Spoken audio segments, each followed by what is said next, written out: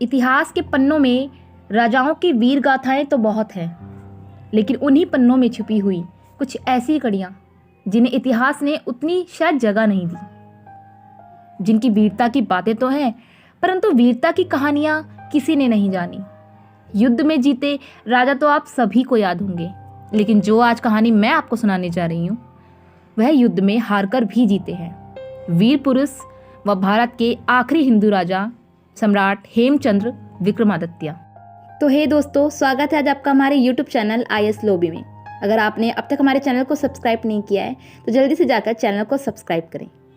मध्यकालीन भारत के नेपोलियन कहे जाने वाले हेमचंद्र, जिन्हें हेमू के नाम से भी जानते हैं, जिनके असाधारण प्रतिभा बल ने उन्हें एक साधारण व्यापारी से प्रधानमंत्री व सेना अध्यक्ष के पद तक पहुंचाया था। सम्राट विक्रमादित्य हेमचंद्र ने अपने शौर्य से भारत को एक शक्तिशाली हिंदू राष्ट्र बनाने के लिए अत्यंत साहसी कार्य भी किए हैं। तो आइए कहानी शुरू करते हैं। मध्यकाल भारत उस समय मुगलों से अटा पड़ा था और शायद इसी कारण उसे मुगल काल कहा जाता है। मुगलों द्वारा उस समय पुरोहितों को धर्म परिवर्तन करने के लिए परेशान किया जाता था। वहीं साल 1501 ईस्वी में अलवर राजस्थान में विक्रमादित्य का जन्म हुआ। उनके पिता राय पूर्णमल, जो कि उस समय एक पुरोहित थे, लेकिन मुगलों के इस अत्याचारों से छुटकारा पाने के लिए वह रेवाड़ी हरियाणा आकर रहने लगी। यहाँ आकर उन्होंने अपना नमक व्यवसाय का कार्य करना शुरू किया। उम्र के युवावस्था में आते आते ही हेमू ने व्यापार की बारीकियों को अपने पिता से समझ लिया था। उस समय रेवाड़ी हरियाणा में शेरशाह सूरी का आसपास के क्षेत्र में दबदबा था। वह पूरे राज्य में अपना सूर्य वंश स्थापित करना चाहता था। अब ऐसे में पिता के साथ हेमू ने शेरशाह साम्राज्य में अनाज व पोटेशियम नाइट्रेट बेचना शुरू कर दिया। वह 17 मई 1540 को कन्नौज के बिलग्राम में हुए एक भयंकर युद्ध में मुगल शासक हुमायूं को हराकर शेरशाह सूरी ने दिल्ली पर अपना आधिपत्य स्थापित कर लिया था। वह इसी के साथ हुमायूं भारत छोड़ काबुल चला गया था, जहां युद्ध में लड़ने के लिए एक तरफ बारूद की आवश्यकता थी, वहीं उधर हेमू ने रेवाड़ी में धातु के हथियार बनाने का कारखाना खोल लिया था। परंतु कुछ समय बाद ही शेरशाह सूरी की एक हादसे के दौरान मृत्यु हो गई। वह उसके बाद उसके बेटे जलाल खान ने राजगद्दी संभाली, जिसे सलीम शाह सूरी की उपाधि से नवाजा गया। फिर सलीम शाह सूरी ने बंगाल से सिंधु तक पिता द्वारा कब्जाए क्षेत्र के निर्माण कार्य शुरू कर दिए थे। वह राजधानी दिल्ली को बदलकर ग्वालियर बना दिया था, क्योंकि सलीम के मुताबिक ग्वालियर दिल्ली से ज़्यादा सुरक्षित स्थान है। सलीम ने अपने शासनकाल के दौरान हेमू को सराय का अधीक्षक बना दिया था। कुछ समय बाद सलीम ने अपने 12 साल के पुत्र को अपना उत्तराधिकारी घोषित कर दिया। वह उन्हीं के भतीजे आदिल शाह ने एक साजिश में उनके पुत्र की मृत्यु कर दी। आदिल शाह ने धोखे से राजगद्दी को हथिया तो लिया, लेकिन उसे संभाल पाना उनके लिए नामुमकिन था। ऐसे में उन्होंने हेमू को अपना वजीर नियुक्त किया व पूरी सल्तनत की जिम्मेदारी उन्हें सौंप दी। वह सम्राट द्वारा मिले इस पद को हेमू ने बाखूबी निभाया। इसी बीच एक युद्ध में गवर्नर जुनैद खान पर हेमू ने विजय पाकर सम्राट का विश्वास ही नहीं बल्कि सेना के बीच अपना रुतबा भी कायम किया। वह इसी साल आदिल काफिर बीमार पड़ गए थे, जिससे सल्तनत काफ़ी कमज़ोर हो गया था। वह दुश्मनों के लिए हमला करने का इससे बेहतर कोई मौका न था। तभी साल 1555 ईस्वी में आगरा के गवर्नर इब्राहिम सूरी ने आदिल शाह पर हमला कर दिया।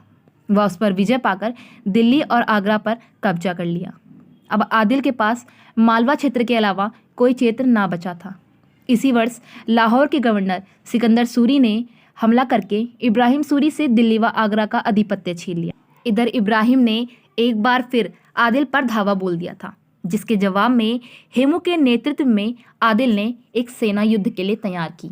वह युद्ध के दौरान हेमू ने अद्भुत पराक्रम दिखाया। वह इब्राहिम की फौज को युद्ध के मैदान में एक नहीं 2 बार हराया। इसके बाद हुमायूं के निशाने पर बंगाल के गवर्नर मोहम्मद सूरी आए, जिसे हेमू ने दिसंबर 1555 में छप्परथाना के युद्ध में पराजित किया। वहीं दूसरी ओर दिल्ली की गद्दी एक बार फिर बदलने वाली थी। दिल्ली की फतेह मंशा लेकर हुमायूं ने एक बार फिर हमला बोल दिया। युद्ध में हुमायूं व सिकंदर सूरी का आमना सामना हुआ, लेकिन सूरी की सेना ज़्यादा देर तक टिक ना सकी। वह हुमायूं के कब्जे में पंजाब के साथ साथ दिल्ली व आगरा भी आ चुके थे। फिर हुमायूं ने अपने बेटे अकबर को पंजाब का गवर्नर घोषित कर दिया। वह खुद दिल्ली की राजगद्दी पर बैठने का फैसला किया। इसी बीच 24 जनवरी 1556 को सीढ़ियों से गिरने के कारण हुमायूं की मृत्यु हो गई। इस समय अकबर अपने संरक्षक बैरम खां की निगरानी में था। वहीं दूसरी तरफ आदिल शाह के लिए हुमायूं की मृत्यु एक मौका थी, जिसके चलते आदिल ने हेमू के नेतृत्व में एक बड़ी सेना दिल्ली पर धावा बोलने को कहा। हेमू की सेना ने गवर्नर तगदी बेग खां, जो कि दिल्ली के गवर्नर थे, उन्हें हराकर दिल्ली को जीत लिया। वह एक बार फिर दिल्ली पर आदिल शाह की हुकूमत थी। हेमू ने अपने पूरे जीवन काल में आदिल शाह के दुश्मनों के खिलाफ 20 लड़ाइयाँ लड़ी। वह एक भी ऐसी नहीं थे जिसमें उनकी हार हुई हो। दिल्ली पर मुगल के खिलाफ विजय हासिल कर 7 अक्टूबर 1556 में यहीं पर हेमू का राज्याभिषेक हुआ व उन्हें विक्रमादित्य की उपाधि से नवाजा गया। कोई काबिल राजा ना होने की वजह से सूर्यवंश का पतन होना मुमकिन था, जिसके चलते विक्रमादित्य ने राजगद्दी संभालने का फैसला किया। वह लगभग 3 शताब्दियों के मुस्लिम शासन के बाद पहली बार कोई हिंदू राजा बना था। भले ही हेमू का जन्म एक ब्राह्मण परिवार में हुआ था, वह उनका पालन पोषण बिल्कुल धार्मिक तरीकों से किया गया हो, लेकिन वह सभी धर्मों का सम्मान करते थे। इसलिए उनके सेना के अफगान अधिकारी उनकी पूरी इज्जत करते थे और इसलिए भी कि वह एक कुशल सेनानायक साबित हो चुके थे। वह इसके बाद कई बार अकबर ने अपने सेनापतियों को युद्ध के लिए तैयार किया, परंतु हेमू की वीरता के साहस को देखकर सब पीछे हट जाते थे। हेमू की शासनकाल के दौरान कहा जाता है कि उनके पास एक बड़ी सेना व 1500 हाथी थे, जो किसी भी सेना को आसानी से ध्वस्त कर सकते थे। जहां एक तरफ दिल्ली पर हेमू का आधिपत्य हो चुका था, वहीं बैरम खां चुप बैठने वालों में से ना था।